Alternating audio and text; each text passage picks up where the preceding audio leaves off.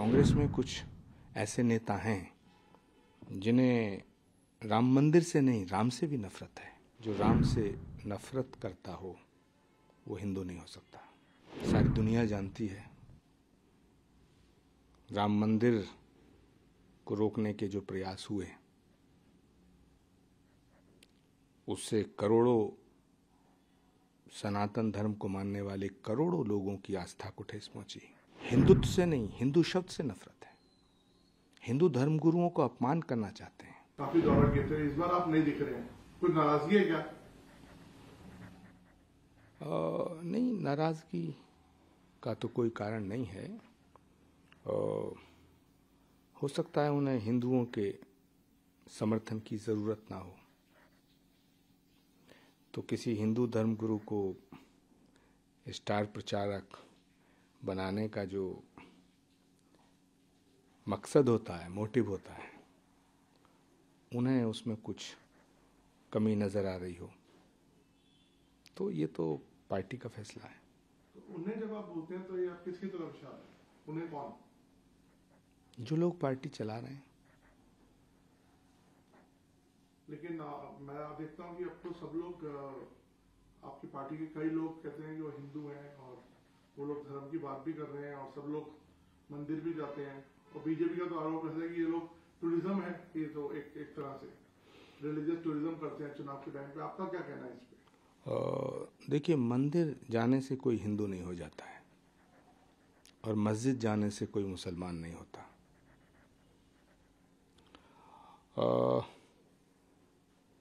Jesus को ना मानने वाला ईसाई नहीं हो सकता, मोहम्मद को ना मानने वाला मुसलमान नहीं हो सकता। ठीक इसी तरह जो राम से नफरत करता हो वो हिंदू नहीं हो सकता। कौन नफरत करता है? सारी दुनिया जानती है राम मंदिर को रोकने के जो प्रयास हुए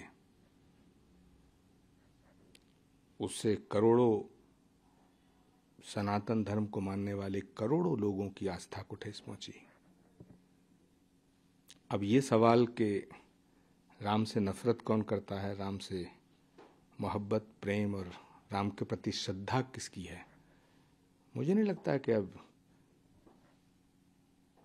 इस रहस्य पे कोई पर्दा गिरा हुआ रह गया है। सर, लेकिन ऐसा है कि चुनाव का मौसम है, क्या ऐसा है कि आप कांग्रेस को ही लताड़ रहे हैं कांग्रेस में होने के बावजूद? क्योंकि आप भी तो उस पार्टी का हिस्सा हैं, अगर आपकी बात माने तो। नहीं, पार्टी का हिस्सा होने का मतलब ये नहीं है कि सच को सच और झूठ को झूठ ना कहा जाए। कांग्रेस पार्टी हिंदू विरोधी नहीं है। कांग्रेस पार्टी महात्मा गांधी की पार्टी है, जिनकी हर एक प्रार्थना की सभा की शुरुआत होती थी, रघुपति राघव राजा राम, पतित पावन सीताराम। तो कांग्रेस पार्टी हिंदू विरोधी कैसे हो सकती है? और अगर कांग्रेस पार्टी हिंदू विरोधी है तो वो महात्मा गांधी की फॉलोअर नहीं हो सकती है। नहीं, आपने अभी कहा ना कांग्रेस से कुछ लोग जो है वो नफरत करते हैं राम से। कौन लोग हैं? तो पार्टी के कुछ लोग हैं, कौन? आप भी जानते हैं। नहीं, आप बताइए कि मैं तो जानता हूं या कोई जानता नहीं जानता, तो सवाल आपसे पूछ रहा हूं। राजनीति में जो राजनीति में भाषा होती है वो सांकेतिक होती है। मेरी किसी से निजी दुश्मनी थोड़ी है और मैं किसी के विषय में निजी बात थोड़ी करूंगा, लेकिन जो मैंने महसूस किया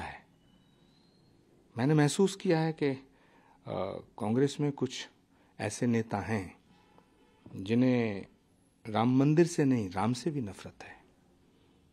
हिंदुत्व से नहीं, हिंदू शब्द से नफरत है। हिंदू धर्मगुरुओं को अपमान करना चाहते हैं। उनको अच्छा नहीं लगता कि कोई हिंदू धर्मगुरु पार्टी में रहे। क्या आप इशारा कर रहे हैं कि आप बीजेपी तो ज्वाइन कर रहे हैं?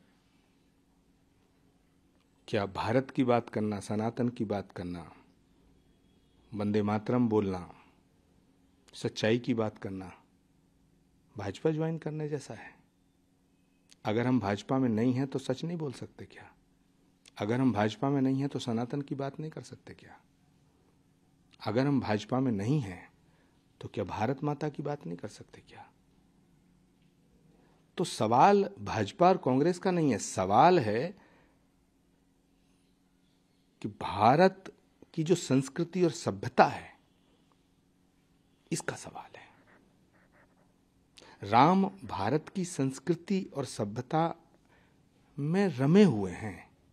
राम के बिना, सनातन के बिना न भारत की कल्पना की जा सकती है, न भारतीय लोकतंत्र की कल्पना की जा सकती है। इसीलिए भारत के संविधान पे श्री राम दरबार के चित्र अंकित है। भारत और सनातन अलग नहीं है।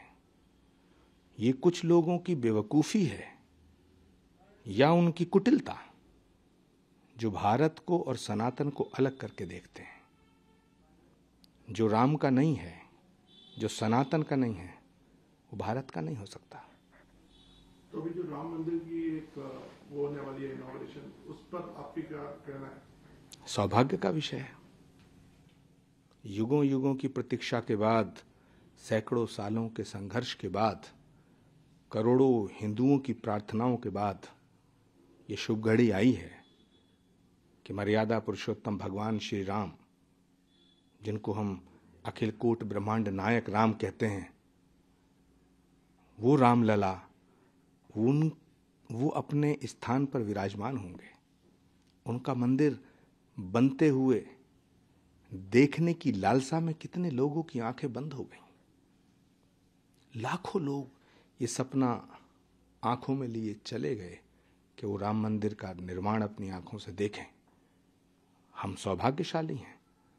पूरे भारत का सौभाग्य ये कि भगवान श्री राम के मंदिर का उद्घाटन होते हुए हम देखेंगे।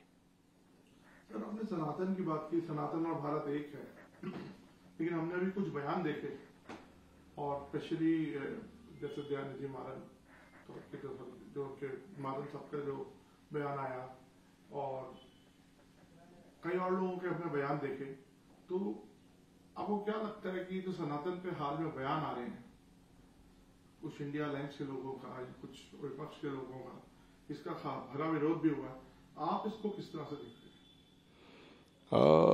देखिए, इंडिया अलायंस जो बना, इंडिया गठबंधन बनाने का मुख्य कारण क्या था? नरेंद्र मोदी को हटाना, बीजेपी की सरकार को हटाना। लेकिन अफसोस की बात यह है कि नरेंद्र मोदी से विपक्ष इतनी नफरत करता है। मोदी से नफरत करते करते करते करते वो ये भूल गया है कि वो भारत से नफरत करने लगा है। मोदी अगर नई संसद का निर्माण करें तो उसका विरोध, धर्म दंड स्थापित करें संसद में शेंगोल के रूप में, उसका विरोध, अगर किसी ट्रेन का नाम वंदे भारत रख दें उसका विरोध, नमो भारत रख दें उसका विरोध। मोदी की आलोचना करो, कौन रोकता है? प्रधानमंत्रियों की आलोचना हुई है, होती रहनी चाहिए। लोकतंत्र की खूबसूरती है कि प्रधानमंत्री के फैसलों की आलोचना होनी चाहिए, लेकिन प्रधानमंत्री से नफरत करना ठीक नहीं। नमो भारत का मतलब क्या है कि भारत को नमन, लेकिन नमो भारत का भी विरोध। तो मुझे लगता है कि मोदी से नफरत करता करता विपक्ष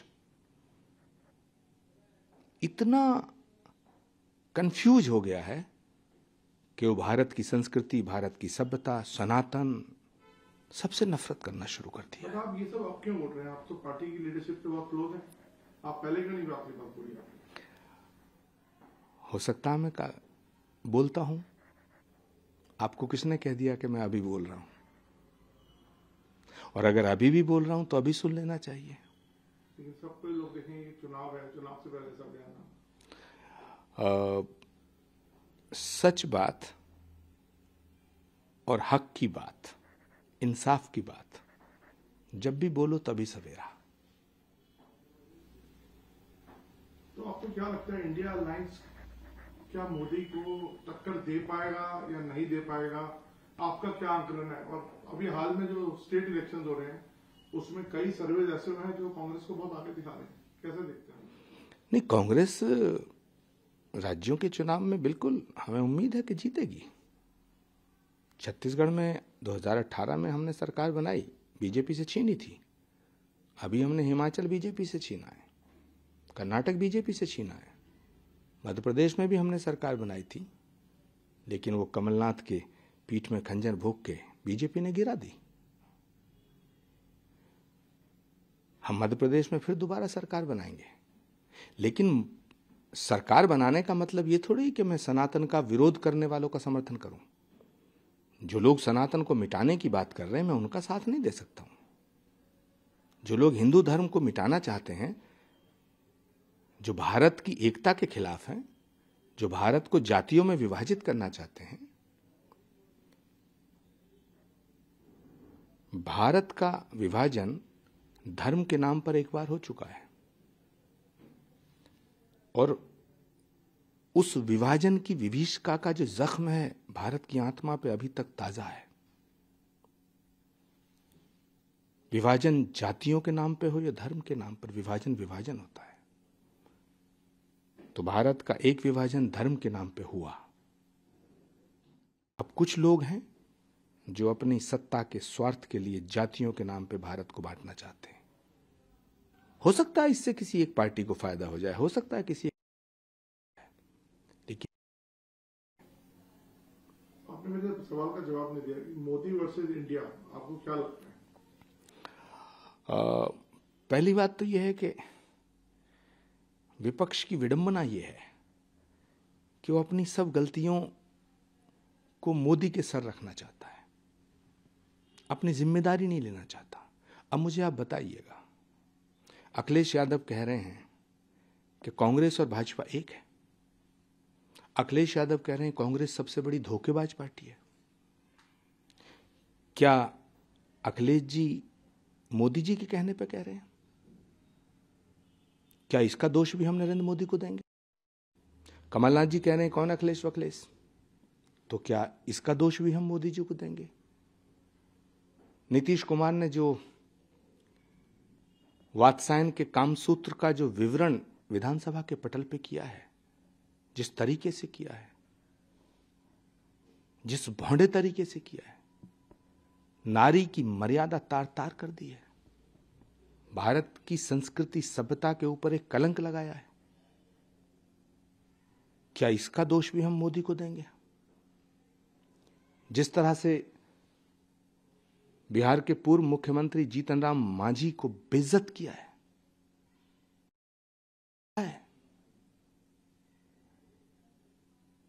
ये दलितों का सम्मान किया है, लेकिन इंडिया गठबंधन का कोई नेता ये कहने वाला नहीं है कि नीतीश जी तुमने ये क्यों किया। इंडिया गठबंधन के नेताओं को बोलना चाहिए कि नीतीश जी आपने ये दलितों का अपमान किया है, ये जीतन राम मांझी का अपमान नहीं है, पूरी दलित समाज का अपमान है। और जीतन राम मांझी तो महादलित हैं। इंडिया गठबंधन के किसी नेता ने ये नहीं कहा, ना अखिलेश जी ने कहा, ना ममता जी ने कहा, ना कांग्रेस के किसी बड़े नेता ने कहा, ना शरद पवार जी ने कहा, ना उद्धव ठाकरे जी ने कहा कि आखिर आप नारियों के विषय में बोल क्या रहे हैं। ये वो भारत है, ये वो देश है जहां कहा गया है यत्र नारस्तु पूजन्ते रमन्ते तत्र देवता। धज्जियां उड़ा के रख दी हैं विधानसभा में। महाभारत में दुशासन ने एक द्रौपदी का चीरहरण करने का प्रयास किया था। नीतीश कुमार जी ने भरी विधानसभा में नारी शक्ति का चीरहरण करने का प्रयास किया है। इसलिए ये सब देश देख रहा है। तो अगर हम इस तरह की बातें करेंगे और फिर हम कहेंगे कि हर बात का दोष बीजेपी पे मढ़ेंगे, मोदी पे मढ़ेंगे, तो मुझे लगता है ये भूल होगी। और ये भूल हम लगातार कर रहे हैं। पूरे विपक्ष के लिए मैं कहना चाहता हूं कि 10 बरस तक बस यूं ही, 10 बरस तक बस यूं ही हम एक खता करते रहे। धूल चेहरे पे थी और आईना साफ करते रहे। हमें सबको अपने अपने आचरण को सुधारना होगा। हम मोदी का विरोध करें, कोई नहीं रोकता। लेकिन आलोचना करें। प्रधानमंत्री की आलोचना करने से कोई नहीं रोक रहा है, लेकिन प्रधानमंत्री से नफरत करना ठीक नहीं। प्रधानमंत्री एक पार्टी का नहीं होता, देश का होता है। G20 में तमाम दुनिया भर की ताकतें आई, उनका समर्थन तो कर दो। भारत का नाम अगर पूरे विश्व के पटल पे ऊपर उठ रहा है, उसका समर्थन तो कर दो, उसकी सराहना तो कर दो। लेकिन नहीं करेंगे। उसी का परिणाम है जो आपका सवाल है कि इंडिया गठबंधन हो या कोई और गठबंधन हो, देश की जनता, जनतंत्र में सारी शक्तियां जनता में निहित होती हैं। जनता जिसे चाहती है सिंहासन देती है, जनता जिसे चाहती है सिंहासन से हटा देती है। तो आखिर कोई तो कारण है कि जो जनता के मानसिक पटल से अभी नरेंद्र मोदी नहीं उतर रहे हैं। ये हमें सोचना पड़ेगा, ये हमारे आत्मचिंतन का विषय है। यह आरोप प्रत्यारोप का विषय नहीं है, यह आत्मचिंतन का विषय है। तो इंडिया अलायंस सक्षम नहीं है अभी? मुझे लगता है इंडिया अलायंस नाम की अभी कोई चीज ही नहीं बची है। काफी बड़ी बात आप बोल रहे हैं, क्योंकि आपकी पार्टी का ये स्टैंड नहीं। कहां बची है? अखिलेश यादव जब ये कहते हैं कि कांग्रेस और भाजपा एक है, राष्ट्रीय अध्यक्ष हैं वो समाजवादी पार्टी के, अखिलेश यादव कहते हैं कि कांग्रेस धोखेबाज पार्टी है। आम आदमी पार्टी के तमाम नेता कांग्रेस को रोज गाली देते हैं और हमारी पार्टी के नेता रोज आम आदमी पार्टी को भ्रष्ट बताते हैं। गठबंधन बचा कहां है? अधीर रंजन चौधरी रोज ममता जी के ऊपर सवाल उठाते हैं, ममता जी रोज अधीर रंजन को गाली देती हैं। तो ये गठबंधन है। वो कह रहे हैं कि हमारे जो डिफरेंसेस हैं वो अलाइव हैं, लेकिन हम लोग एक उनका मोटिव है कि मोदी हट। तब तो वो बात सच होगी जो मैं कह रहा हूं कि आपका जो लक्ष्य है देश को एक नई दिशा देना नहीं है, आपका लक्ष्य है नरेंद्र मोदी से नफरत। और मैं ये कहना चाहता हूं कि आप देश की जनता का विश्वास हासिल करिएगा।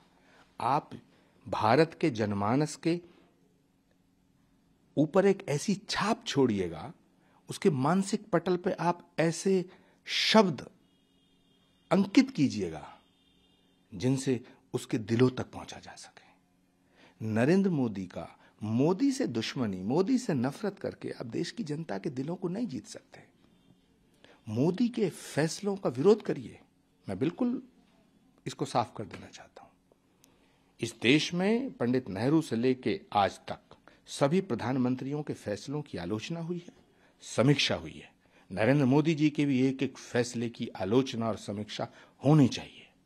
लेकिन देश की जनता ऐसा समझ रही है कि जैसे विपक्ष मोदी के फैसलों की आलोचना नहीं करता है, मोदी से नफरत करता है। इसका नुकसान हमें हो रहा है। आचार्य जी, अभी हाल में जो एक कॉन्फ्लिक्ट चल रहा है इजराइल और फिलिस्तीन के बीच, इस पर भी इंडिया ने एक पोजीशन ली है। इसको लेकर विपक्ष के भी कुछ लोगों ने पोजीशन ली है। आप कैसे देखते हैं इसको? ये दुर्भाग्यपूर्ण है कि इंटरनेशनल इश्यूज पर भी हमारी राय अलग अलग है। हमें देश के साथ खड़ा होना चाहिए। जब इंदिरा गांधी जी ने फैसला लिया था पाकिस्तान के 2 टुकड़े करने का, तो घोर विरोधी थे अटल बिहारी वाजपेयी जी। उन्होंने इंदिरा गांधी का समर्थन किया था, दुर्गा कहा था। हम आपस में खूब लड़े, लेकिन जहां सवाल राष्ट्र का हो वहां हमें भारत के साथ खड़ा रहना चाहिए।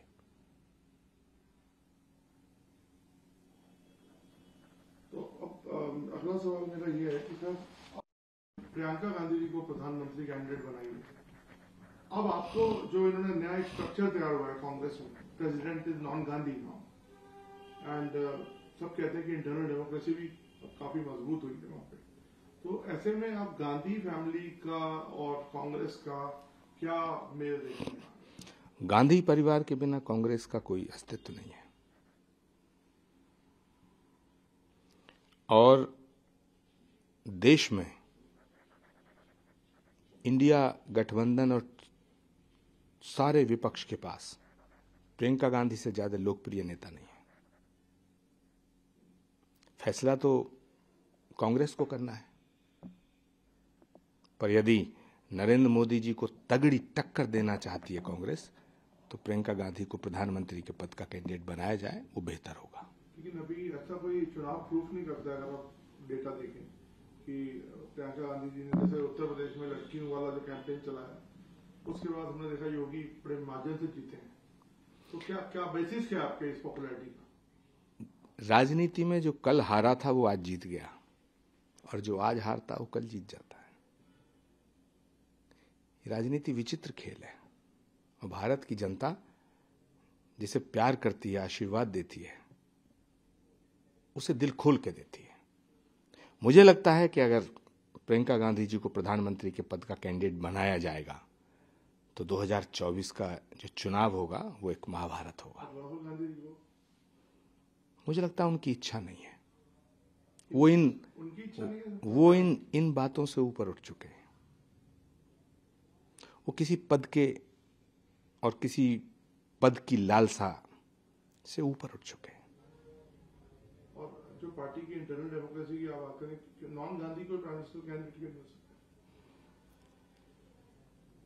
कोई काबिल तो हो सकता है, क्यों नहीं हो सकता। कांग्रेस ने लाल बहादुर शास्त्री को बनाया था, डॉक्टर मनमोहन सिंह को बनाया, नरसिम्हा राव को बनाया। मैं इस बात की बात कर रहा हूं। मुझे नहीं लगता कि प्रियंका गांधी से ज्यादा बड़ा कोई लोकप्रिय चेहरा है। क्रेडिबिलिटी के पॉइंट ऑफ व्यू से, एक्सेप्टेबिलिटी के पॉइंट ऑफ व्यू से और पॉपुलैरिटी के पॉइंट ऑफ व्यू से प्रियंका गांधी सबसे बड़ा चेहरा है। अब मैं एंड पे आ रहा हूं। ऐसा मुझे देखने आपके जो पॉइंट ऑफ व्यू सुनने में क्यों लग रहा है कि आपका जो पॉइंट ऑफ व्यू है वो कांग्रेस पार्टी के पॉइंट ऑफ व्यू से टोटली 360 डिग्री डिफरेंट है, और ऐसे में आप कैसे सरवाइव करते हैं इस पार्टी में? यही कांग्रेस की मानता है। कांग्रेस में इनर डेमोक्रेसी है। आपके सारे सवाल ये हैं कि आप मुझसे पूछ रहे थे कि प्रियंका गांधी क्यों बननी चाहिए प्रधानमंत्री के पद का चेहरा। मेरा सवाल आपसे है कि प्रियंका गांधी क्यों नहीं बननी चाहिए। ऐसी कौन सी कमी है प्रियंका गांधी में जो उन्हें प्रधानमंत्री के पद का उम्मीदवार नहीं बनाया जा सकता। पूरे विपक्ष में प्रियंका गांधी से बड़ा पॉपुलर चेहरा कोई है? कश्मीर से कन्याकुमारी तक, अटक से कटक तक। प्रियंका गांधी से ज्यादा पब्लिक से कनेक्ट करने की जो अपील है वो किसी नेता में है? प्रियंका गांधी को गांधी परिवार में पैदा होने का प्रिविलेज मत दो, लेकिन गांधी परिवार में पैदा होने की सजा भी मत दो।